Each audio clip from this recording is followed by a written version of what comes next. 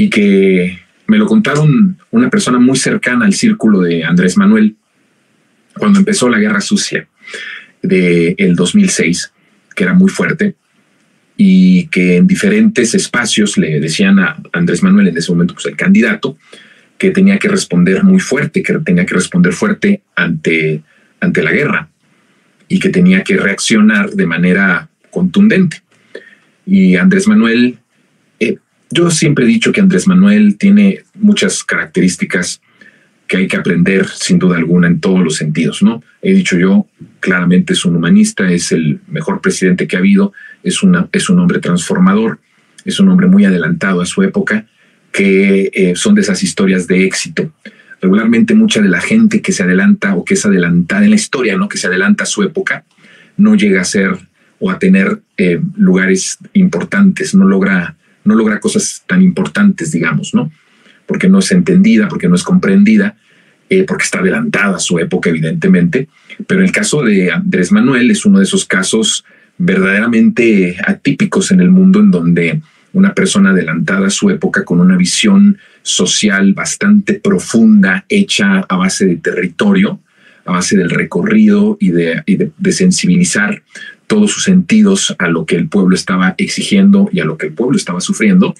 Es por eso que podemos hablar de una dimensión social inédita, histórica, en un personaje como Andrés Manuel López Obrador. Pero además de otra de las cosas es que el presidente es una persona profundamente pacifista, siempre ha creído en el pueblo, tiene una confianza ciega en el pueblo, ¿no?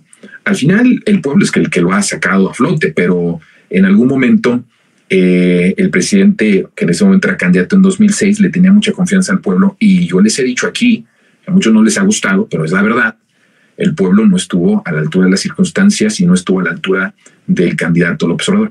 Fíjense que en ese momento era mucho candidato para tan poco pueblo, ¿eh? La verdad es que debo de reconocerlo. ¿Por qué? Porque muchos, justo por la guerra sucia, le dieron la espalda en el último momento a López Obrador y votaron a favor de Felipe Calderón. Entonces, la realidad es que en 2006 yo veía mucho candidato para tan poco pueblo. Cuando hablo de tan poco pueblo, estoy hablando de un pueblo no tan informado, un pueblo muy poco concientizado. Y en realidad lo que sostenía es algo maravilloso, que fue mucho de lo que se logró a partir del desafuero, donde hubo un despertar importante. Pero en realidad el despertar de las conciencias del pueblo viene a raíz y de lo que se construye, por supuesto, a ras de tierra, después del fraude electoral.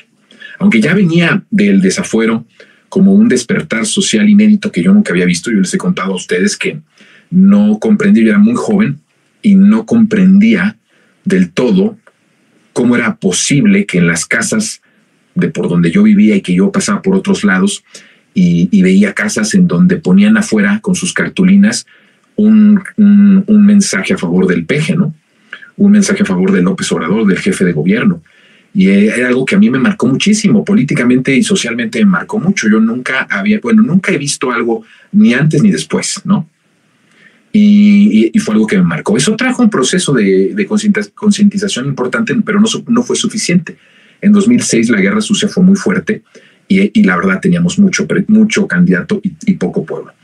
Y Andrés Manuel, sabiendo incluso esto, confió en el pueblo y dijo, no vamos a contraatacar, no vamos a sacar una campaña a ese mismo nivel, porque creo que el pueblo va a responder y que el pueblo no va a creerse las mentiras. Bueno, el resultado fue que efectivamente Andrés Manuel tuvo razón. Fíjense, incluso en ese momento Andrés Manuel tuvo razón. La mayoría de la gente lo respaldó y votó, pero no de manera contundente como se había pensado o se proyectaba. Y eso fue el efecto de la guerra sucia. Y la guerra sucia lo que trajo fue que, como si hubo una parte, o sea, Andrés Manuel ganó las elecciones, pero no ganó por tanto margen, por la guerra sucia. De tal forma que lo que logra la guerra sucia es lo que hoy quiere hacer la guerra sucia, no para que no gane Claudia Sheinbaum, sino para que no se logre el plan C. Por eso hago ese paralelismo con 2006. Y entonces en el 2006 lo que sucedió fue que se impide el triunfo de López Obrador, porque al ser un margen más pequeño de diferencia entre López Obrador y Felipe Calderón, tenían la posibilidad de hacer fraude electoral, como al final sucedió.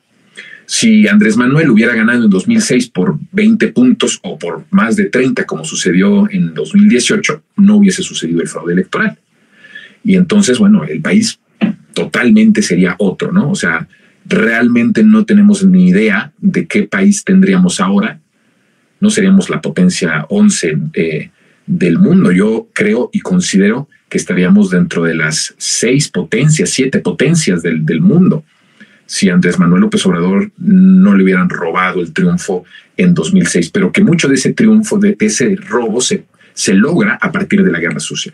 Entonces, y saco a colación esto porque en el 2006 hubo muchas personas que le dijeron a Andrés Manuel, hay que reaccionar, hay que contestar igual de fuerte, no hay que hacer, no hay que dejar pasar el tiempo. Bueno, Andrés Manuel cuenta que dentro de toda esta guerra sucia, además de que no hubo una estrategia porque había una confianza en el pueblo, los spots de televisión se suspendieron durante bastante tiempo y no pudo él contestar. Entonces, la guerra sucia era mediática. Hoy la guerra sucia, más que mediática, es a través de las redes sociales. Ha cambiado, ¿no? No es lo mismo.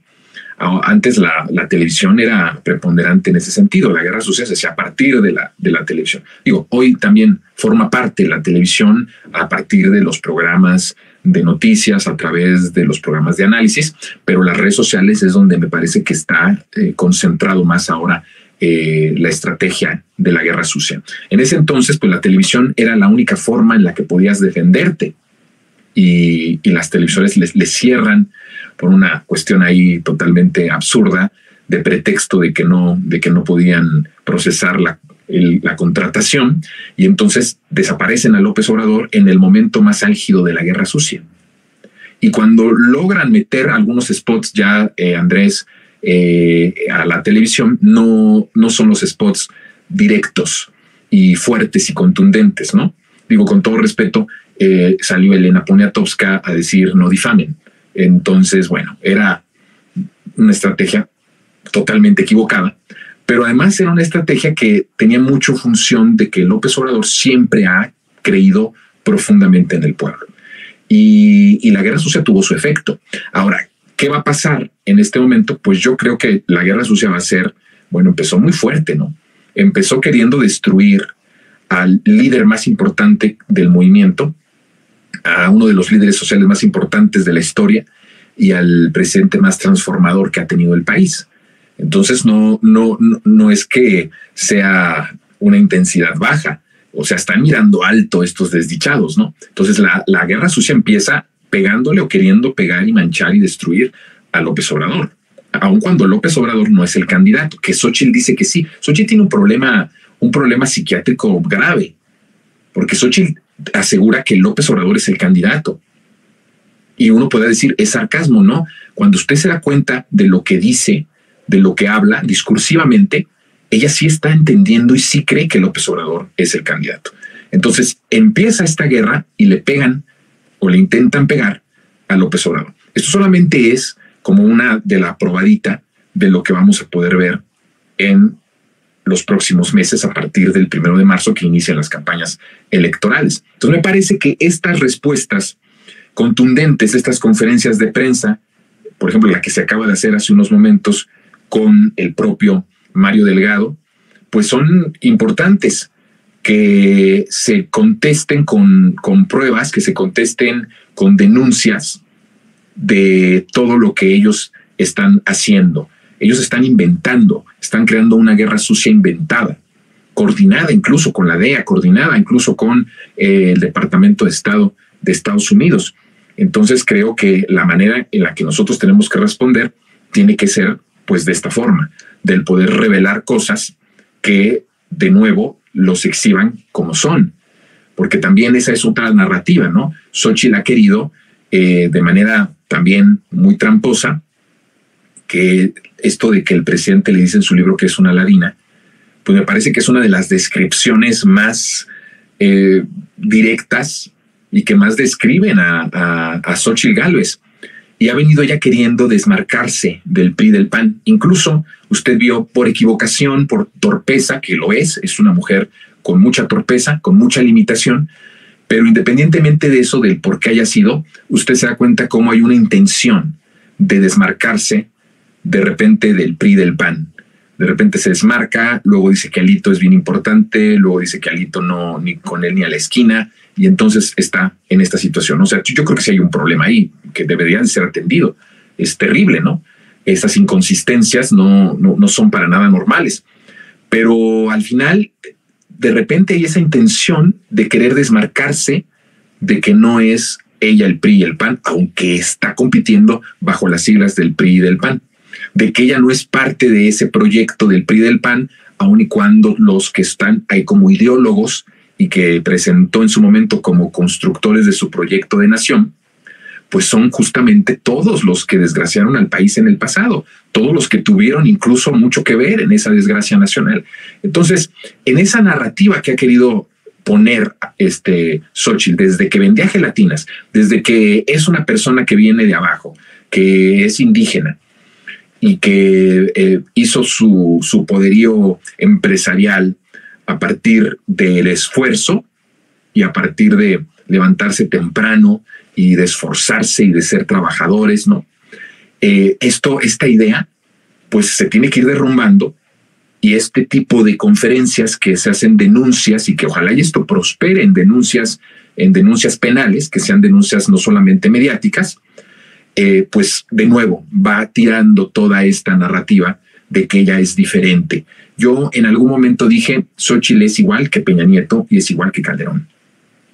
Y en el caso de la Casa Blanca, comparado con la denuncia que se hizo de todos los contratos y de todos los beneficios que tuvo cuando fue delegada y que recibió beneficios por parte de las constructoras, yo dije abiertamente que incluso me parecía que en ese caso había resultado mucho más corrupta que Enrique Peña Nieto con la Casa Blanca, porque si usted hace un ejercicio de cuentas de cuánto fueron los sobornos, de cuánto fue lo que costaba la Casa Blanca y de cuánto recibió en favores cuando era ella delegada de la Miguel Hidalgo, supera por bastante dinero lo que ella recibió como delegada. Entonces, no es distinta. Incluso a mí me parece que es en muchos casos peor Xóchitl Gálvez que esos otros personajes del pasado, que ahora resulta que ella narrativamente quiere desmarcarse, ¿no?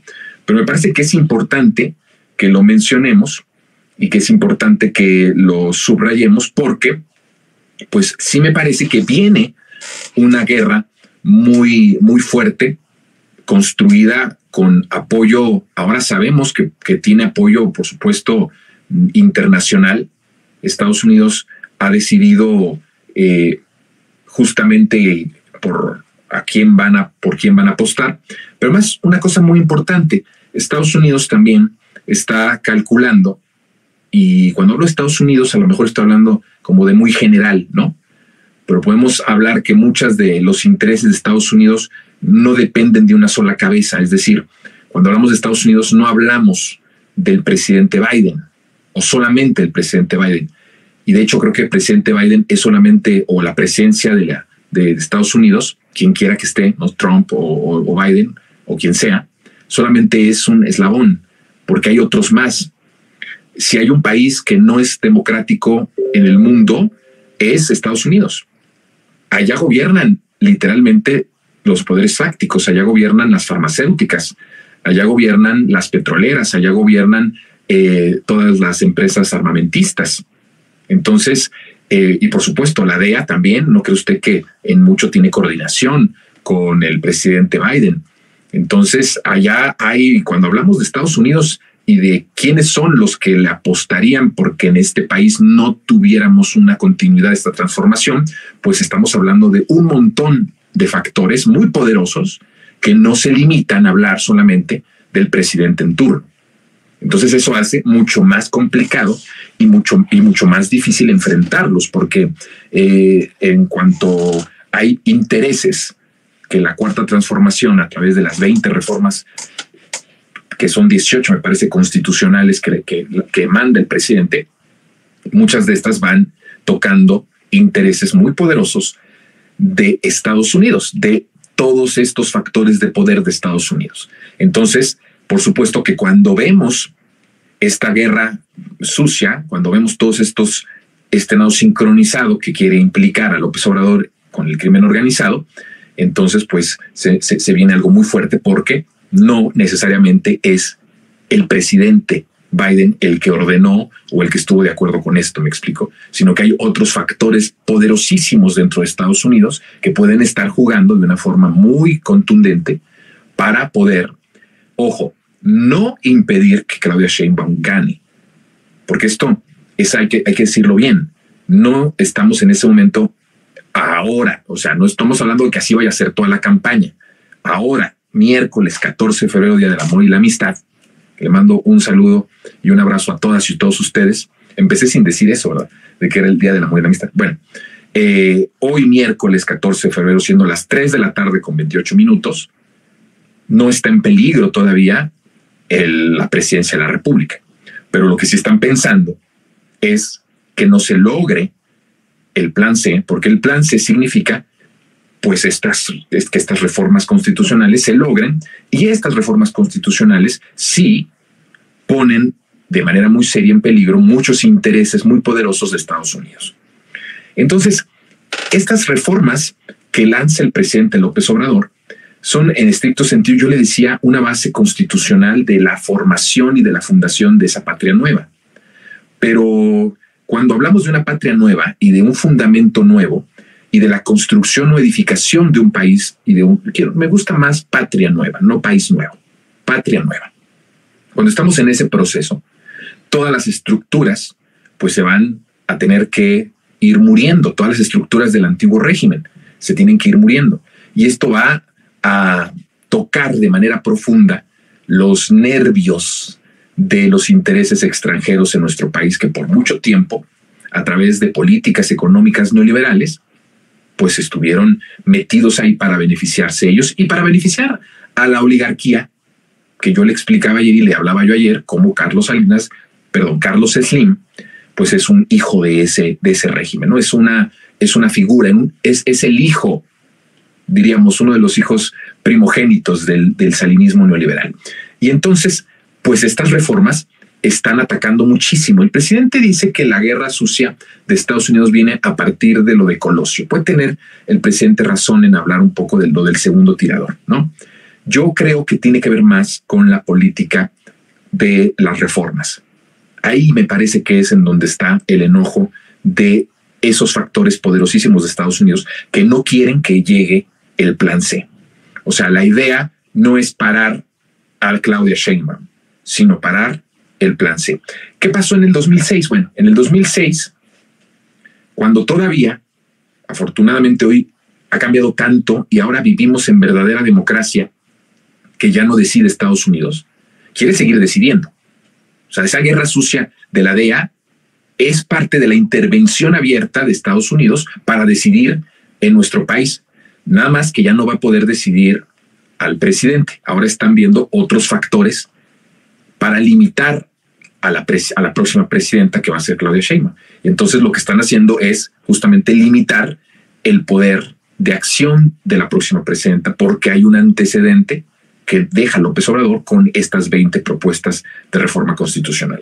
Entonces Estados Unidos, en el 2006, sí tenía una intervención directa de quién era y quién no el presidente de la República.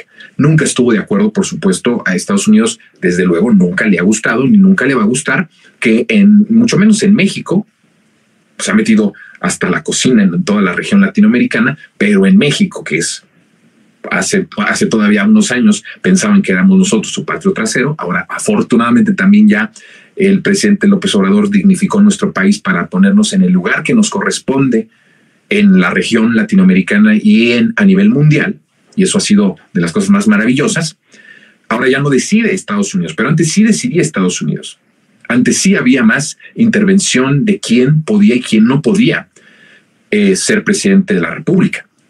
Ahora quieren reeditar esa vieja costumbre antidemocrática, intervencionista, a partir de guerras sucias que limiten el poder de acción legislativo de la próxima presidenta de la República, porque el que se lograra ese poder de acción legislativo sería un grave problema para ellos y para sus intereses económicos, que no son intereses económicos que se formaron hace un año, hace 10 años, ¿no? Estamos hablando de hace más de 4 décadas.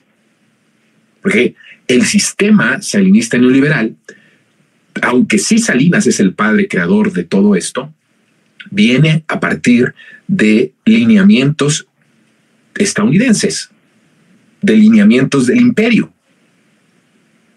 Y en cada uno tenía intervención Estados Unidos para beneficiarse. Estados Unidos, Canadá y empresas extranjeras, ¿no?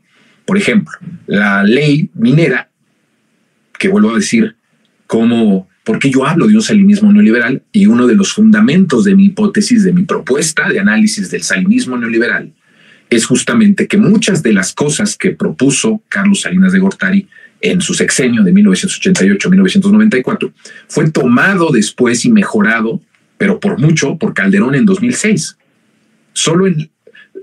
Tengo un montón de ejemplos, pero solo uno es el de las mineras.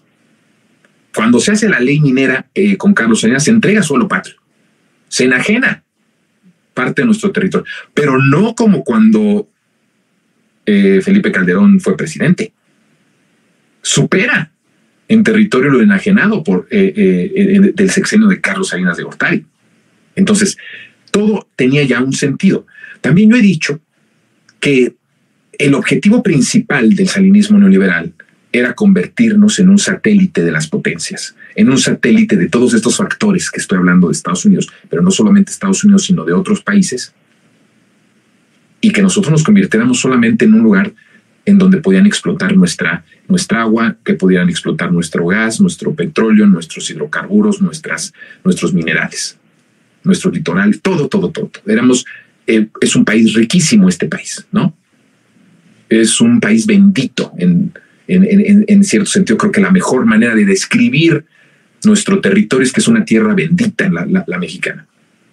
Y eso levanta los apetitos más feroces de las oligarquías internacionales, específicamente de Estados Unidos, evidentemente por nuestra cercanía y lo que compartimos de frontera, todos los intereses que hay. Entonces, a eso se dedicaron durante mucho tiempo y a eso se dedicaron durante todos estos 40 años de este proyecto y de este régimen. Entonces, esta guerra sucia tiene una particularidad, que hay una intervención abierta de Estados Unidos. Entonces, lo que estamos viendo es que nos estamos enfrentando a algo mucho más grande de lo que pensábamos que nos estábamos enfrentando. O sea, si usted pensaba que nos estábamos enfrentando al bueno para nada, pobre diablo de Claudio X González Jr., pues se está quedando muy corta nuestra visión de quién es nuestro adversario. Ahora, acuérdense de